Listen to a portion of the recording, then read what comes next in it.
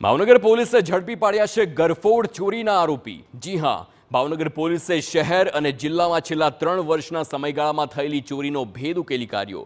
પોલીસે 5 જેટલા ગરફોડ ચોરીના આરોપીને 1 લાખ રોકડ અને સોના ચાંદીને તેના દાગીના સાથે ઝડપી પાડ્યા છે।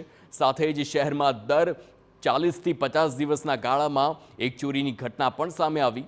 હાલમાં જ શહેરમાં સરદાર પટેલ જ્ઞાન મંદિર અને ઓજ તેમજ નૈમી શારાય સહિતના વિસ્તારમાં ચોરીની ફરિયાદ નોંધી હતી। પોલીસ પકડમાં રહેલ આરોપીઓએ 10 જેટલા ગુનાની કબૂલાત કરી છે।